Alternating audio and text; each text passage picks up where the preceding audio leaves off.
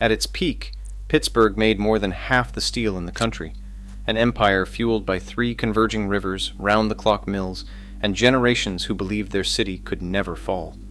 Steel defined whole neighborhoods, livelihoods, and civic life. But when steel vanished nearly overnight, the identity anchoring every job, family, and street disappeared.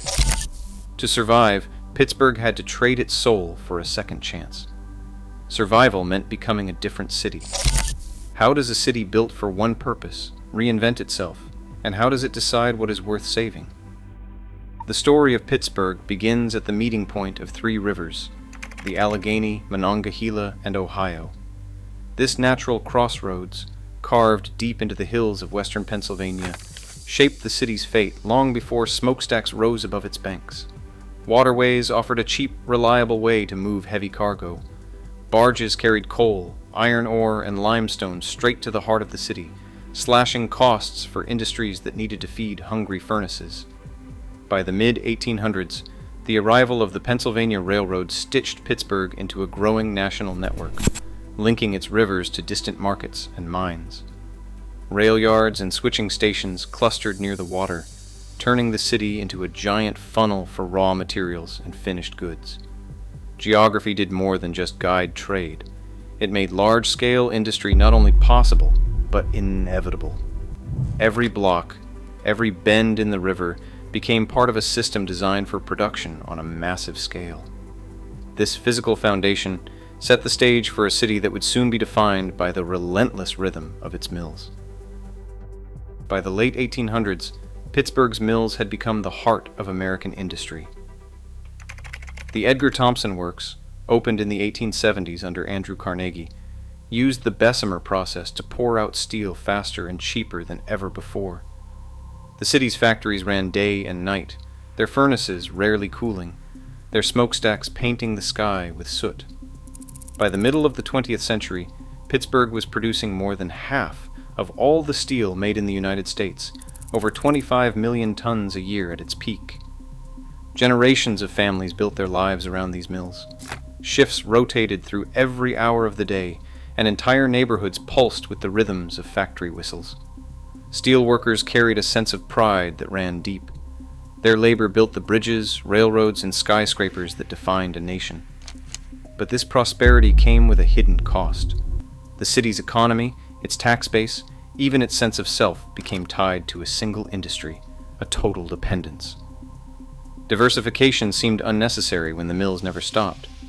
For Pittsburgh, steel was not just a product, it was the foundation of civic life, woven into every corner of the city. By the early 1970s, the world outside Pittsburgh was changing faster than the city's mills could adapt. Steelmakers in Japan and West Germany, rebuilding after the war, invested in modern plants that used the latest technology, continuous casting, basic oxygen furnaces, and automation that squeezed more steel from less energy and fewer workers. These factories produced higher quality steel at a lower price, flooding global markets with cheaper imports. American mills built for another era were suddenly outmatched. At the same time, the cost of doing business in the United States kept rising. New federal environmental laws demanded expensive upgrades to control air and water pollution. Energy prices soared after the oil shocks of 1973 and 1979, hitting energy-hungry industries especially hard. For Pittsburgh's steelmakers, every ton of steel cost more to produce, while foreign rivals undercut prices and took over contracts that had once seemed guaranteed. The pressure did not come just from distant boardrooms or trade deals. Shipyards, car plants, and construction firms across the country started buying foreign steel because it was simply cheaper and often better. Between 1975 and 1980, Japanese steel exports to the U.S. more than doubled. German mills rebuilt with state-of-the-art equipment could deliver bulk orders faster and with fewer defects. Inside Pittsburgh, the warning signs multiplied. Plant managers watched as orders slowed and inventories piled up. Maintenance budgets shrank. Equipment that had run non-stop for decades now sat idle, too costly to repair or replace. The city's largest employers, once flush with profits, began to struggle just to break even. Executives faced impossible choices: invest millions to modernize aging mills, or cut their losses and shut down production lines that could no longer compete. For workers and their families, these global forces felt distant and abstract until the day the first blast furnace went cold. The collapse did not begin with a single event, but with a steady, relentless squeeze that made survival impossible for even the most iconic names in steel. The city's dependence on one industry, once its greatest strength, now left it exposed to forces far beyond its control. The sound of the mills, once constant, almost comforting, vanished with little warning. One after another, plants that had been the backbone of entire neighborhoods shut their gates for good. The official notices came without ceremony, a letter posted at the entrance, a supervisor's voice echoing through an emptying shop floor. By the early 1980s, the impact was staggering. Around 150,000 steel jobs disappeared from the Pittsburgh region in just a few years. These were not just numbers on a spreadsheet, but fathers, mothers, sons, and daughters who had built their lives around the certainty of shift work and union wages. Inside union halls, the silence was a shock. Places that once buzzed with talk of overtime, grievances, and Friday night bowling leagues now stood empty. Steelworker Joe Gallagher, retired from the Clairton mill, summed up the feeling, "The mills are down, forget it, it's over." For many, the end came so suddenly there was no time to prepare. One former worker from Homestead recalled losing 22 friends to heart attacks, strokes, or suicide in the year after the mill closed. The stress and loss rippled far beyond the factory gates. Entire families watched their futures evaporate. The promise of retraining or new jobs rarely materialized, especially for those in their 40s or 50s. A generation that had expected to retire from the same mill where their fathers and grandfathers worked found itself adrift.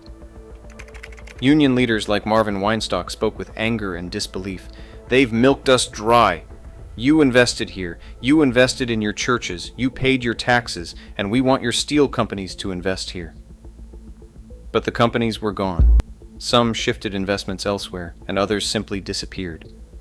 The scale of the layoffs was almost impossible to comprehend. The Homestead Works alone, once employing 15,000, stood silent by 1986. In Aliquippa, 8,000 lost their jobs when Jones and Laughlin closed its doors. The Mon Valley, once the beating heart of American steel, became a landscape of shuttered plants and vacant lots. The loss was not just economic, it was personal, communal, and deeply wounding. For many, the day the plant went dark was the day their world changed forever. Block after block fell silent as families packed up and left for good. Between 1950 and 2000, Pittsburgh's population dropped from nearly 700,000 to less than 350,000. The city lost not just people, but entire ways of life.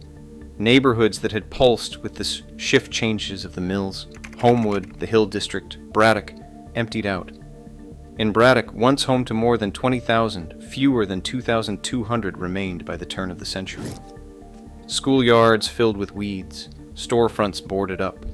Houses left behind began to rot, their paint peeling, their windows broken, their porches sagging into the grass. The collapse of the tax base hit every corner of the city. When workers left, their wages and property taxes went with them. City services shrank in their wake. Garbage collection slowed. Streetlights flickered out and were not replaced. In some neighborhoods, police and fire protection became unreliable. The city's budget, once buoyed by the profits of steel, now strained to cover even the basics.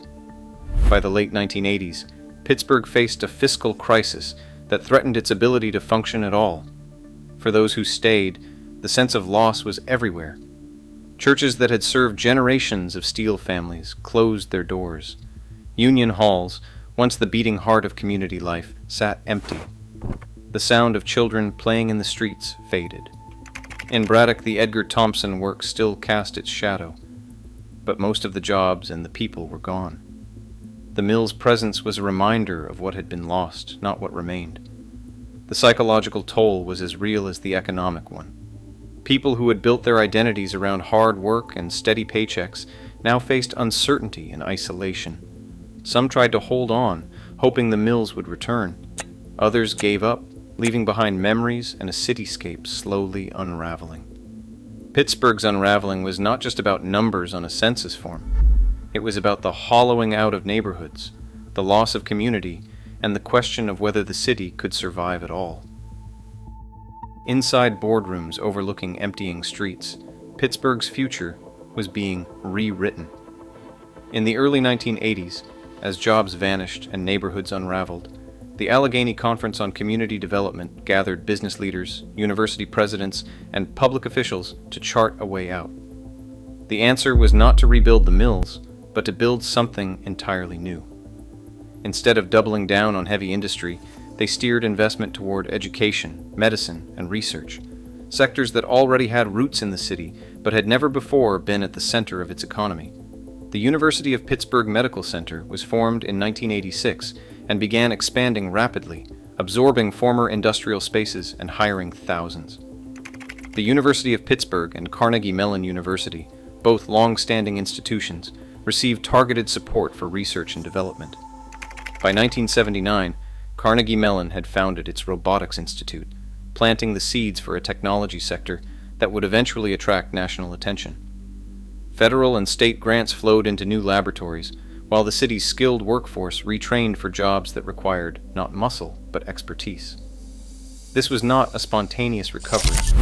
The Allegheny Conference coordinated public and private capital, lobbied for infrastructure upgrades, and prioritized projects that could anchor a new economic identity. One of the most visible symbols of this pivot appeared on the site of the former Homestead Works. The waterfront, a sprawling retail and entertainment complex, opened in 1999, where blast furnaces once stood. Pittsburgh's new anchors, hospitals, universities, and research centers did not replace every lost job, but they offered a path forward. The city's survival depended on a deliberate, risky bet that knowledge and care could fill the void left by steel. The new economy in Pittsburgh did not lift all boats equally. As hospitals, universities, and tech firms expanded, the benefits clustered in certain neighborhoods, and among those with the right credentials. Downtown and the riverfront saw a surge of investment, but in places like East Liberty, the transformation came with a cost. When national retailers and tech companies moved in, longtime residents found themselves priced out of their own community. Protests erupted in the early 2000s as families who had weathered the collapse of steel now faced a different kind of eviction, with rising rents and property taxes, and little say in the changes around them. For many former steelworkers, retraining programs promised a second chance, but the reality was more complicated. Jobs in healthcare or technology often required degrees or certifications they didn't have, and the work paid less than the union wages they once earned. A credential gap separated the old workforce from the new opportunities. Some managed to adapt, but many were left behind, watching as their neighborhoods changed without them. The city's recovery became a story of contrasts. Whole Foods and Google offices in East Liberty sat just blocks from boarded-up houses and families struggling to stay. While some celebrated the retail boom and new jobs, others saw only displacement and exclusion. Pittsburgh's reinvention created winners, often the highly educated and well-connected, and leftovers, those still searching for a place in a city that had moved on. The reinvention of Pittsburgh did not come free. To survive, the city traded away much of what once defined it. The hum of the blast furnace and the clang of steel on steel faded.